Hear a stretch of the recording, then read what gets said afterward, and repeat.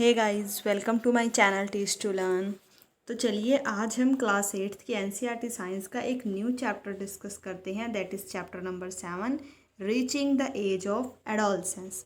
इससे पहले इसके प्रीवियस 6 चैप्टर्स ऑलरेडी कंप्लीट हो चुके हैं। अगर आपने उन्हें नहीं देखा है तो you can check through the description box which link which is given in the description box.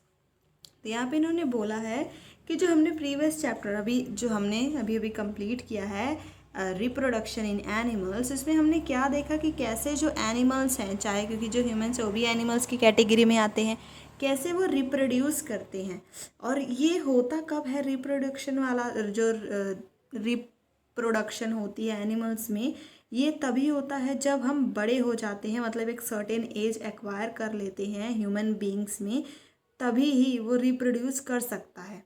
And many other animals can reproduce, मतलब जब वो ग्रोन अप हो जाएंगे only then they can reproduce. Why can humans reproduce only after a certain age. तो यहाँ पे इन्होंने एक क्वेश्चन पूछा है कि ऐसा क्यों है कि एक सर्टेन एज एक्वायर करने के बाद ही जो ह्यूमन्स हैं वो रिप्रोड्यूस कर सकते हैं। तो इस चैप्टर में हम यही चीज़ें लर्न करेंगे कि जो ह्यूमन की बॉडी है उसमें कैसे चेंजेस आते हैं, जिसके कारण वो रिप्रोडक्शन करने में, जो न्यू बेबी को रिप्रोड्यूस करने में उसमें कैपेबल हो जाता है। ऐसा क्या होता है ह्यूमन की बॉडी में एक सर्टेन एज के बाद कि उसमें वो कैपेबल हो जाता है रिप्रोडक्शन के लिए। चैप्टर 6 में हमने कैसे देखा कि जो ह्यूमन के रिप्रोडक्टिव ऑर्गन्स हैं वो कौन कौन से हैं, और इस चैप्टर में हम ये देखेंगे कि जो हॉर्मोन्स होते हैं, हॉर्मोन्स का क्या रोल है चाइल्ड की ग्रोथ में। मतलब चाइल्ड ग्रो होके एडल्ट बन रहा है तो कुछ हार्मोन्स ही तो होंगे जो ऐसा कर रहे हैं, तो उन हार्मोन्स का क्या कैसे रोल होता है कि चाइल्ड जो है एक एडल्ट में ग्रो हो रहा है। तो चलिए हम इसका फर्स्ट टॉपिक देखते हैं जिसका नाम क्या है, एडोलसेंस एंड प्यूबर्टी। अब यहाँ पे इन्होंने बोला है कि बूझो अपना 12th बर्थडे सेलिब्रेट कर रहा था, और जब उसके फ्रेंड्स चले गए, पार्टी ओवर हो गई, तो बूझो और पहेली एक दूसरे से बात करने लग गए।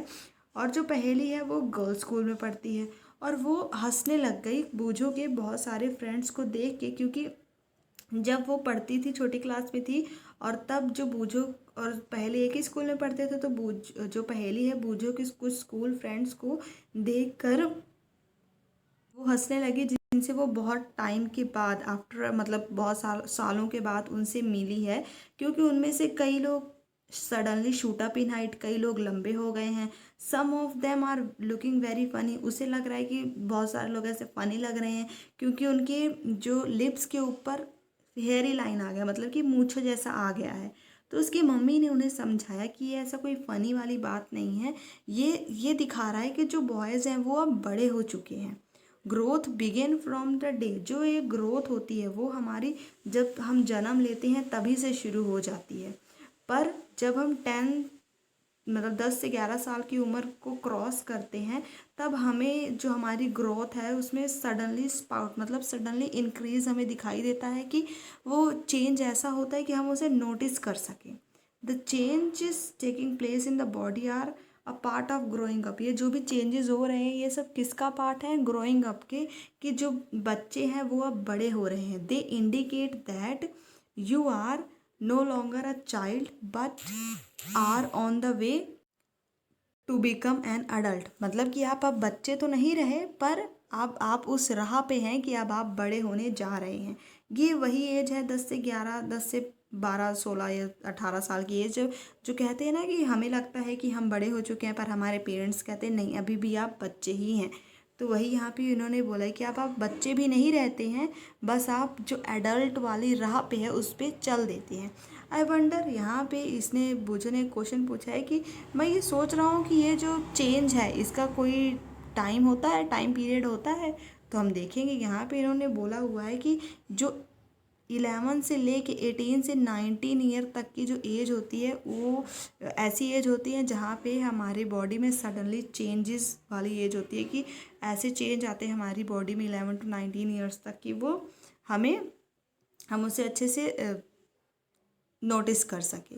यहाँ पे पहेली भी बोल रही है कि एक स्ट्रेंज पीरियड होता है हमारी लाइफ का, जहाँ पे ना तो हम बच्चे रहते और ना ही बड़े होते हैं। आई वंडर वेदर, तो क्या इस पीरियड को कोई स्पेशल नाम दिया जाता है? तो हाँ, इस पीरियड को भी स्पेशल नाम दिया जाता है। हम देखते हैं कि यहाँ पे ये बोल रहा है, उससे पहले हम देखते हैं कि ग्रोइंग अप एक नेचुरल प्रोसेस है। The period of life, yo life का वो पीरियड जब हमारी बॉडी में चेंजेस आते हैं। और हमारी बॉडी में मेनली इस टाइम क्या चेंज आता है बॉयज़ और गर्ल्स की बॉडी में, कि उनमें जो भी रिप्रोडक्टिव ऑर्गन्स है, जिसके बारे में हमने चैप्टर 6 में पढ़ा, बेसिकली वो किस टाइम पे मेच्योर होते हैं रिप्रोडक्टिव ऑर्गन्स, इसी एज में 11 से लेके 19 ईयर्स तक की एज में जो रिप्रोडक्टिव ऑर्गन्स होते हैं फीमेल और मेल की बॉडी के, वो सब इसी टाइम में मेच्योर होते हैं। और इस तरह की जो चेंजेस आई है, जो ये पीरियड है लाइफ का, इस पीरियड को हम क्या कहते हैं, एडोलसेंस कहते हैं। यहाँ पे आगे इन्होंने बोला है कब से शुरू होता है, 11 साल से शुरू होकर 11 से 19 ईयर्स तक की एज तक ये रहता है एडोलसेंस एज। अब हमें पता है जो 11 है, चाहे अगर हम 13 से लें तो 13 में भी पीछे क्या आया, टीन आया। 19 वहाँ भी पीछे क्या आता है, टीन आता है। तो इसीलिए इस तरह की एज को हम क्या कहते हैं, टीनेजर्स भी कहते हैं। 13 to 19 ईयर्स तक की जो एज हो गई है उसे एडोलसेंट, इस तरह की एज को हम टीनेजर्स भी कहते हैं, इस तरह के बच्चों को। और एडोलसेंस तो कहते ही हैं। इन गर्ल्स में जो एडोलसेंस का पीरियड होता है बॉयज़ के अकॉर्डिंगली 1 या 2 साल पहले ही वो स्टार्ट हो जाता है। Also the period of adolescence very, और ये जो एडोलसेंस का पीरियड है, मतलब कि जो ग्रोथ का पीरियड है, पर्सन टू पर्सन वेरी करता है। जैसे कि कोई किसी में देखा होगा कि सेम ही एज के बच्चा है, पर कोई क्या है, लंबा है, कोई छोटा है। तो इसमें जो ग्रोथ का पीरियड है उस टाइम में इसकी एज में इसके आते आते हॉर्मोन्स ने जल्दी काम किया और ये लंबा होगा, और इसकी अभी पूरी ग्रोथ हुई नहीं है, तो फिर इसीलिए ऐसा थोड़ा सा फर्क पड़ जाता है। The human body undergoes several changes during adolescent, जो ह्यूमन की बॉडी है इस अडोलसेंट के पीरियड में बहुत सारे चेंजेस आते हैं। These changes mark the onset of puberty, और इसे ही क्या कहा जाता है, जो चेंजेस आते हैं इसे कहते हैं puberty.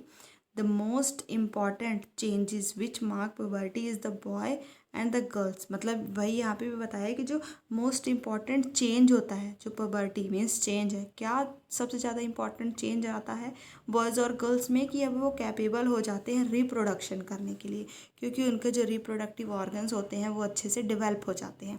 Puberty ends when the adolescent reach reproductive maturity, और पुबर्टी जो चेंजेस हैं वो ख़त्म हो जाती हैं जब एडोलसेंट में सारी जो रिप्रोडक्टिव मैच्योरिटी है वो पूरी गेन हो जाती है। नेक्स्ट यहाँ पे इन्होंने पहेली और बूझो को सडनली रियलाइज़ हुआ कि जो सडन इंक्रीज इन हाइट होता है, मतलब किसी की अचानक पहले 1 साल पहले वो इतना था और 1 साल के बाद उसकी हाइट इंक्रीज़ हो गई, ये जो सडन हाइट इंक्रीज़ हो रही है, hairy lines above the lips, मतलब किसी की मूछें वगैरह आ रही हैं बॉयज़ में, ये सब क्या है, एडोलसेंट के साइन ही हैं। और ये अब इसके बारे में जो पुबर्टी है, चेंजेस है, इन सब के बारे में और जानना चाहते हैं। मुझे पता है आपको भी जानना होगा, तो ये जो हमारा नेक्स्ट टॉपिक है इसको हम अपनी नेक्स्ट वीडियो में कवर करेंगे। वीडियो पसंद आई हो तो वीडियो को लाइक करें, शेयर करें, कोई भी डाउट हो कमेंट करें, और जिसके प्रीवियस वीडियोज़ हैं उनको भी चेक करना ना भूलें। Thanks for watching.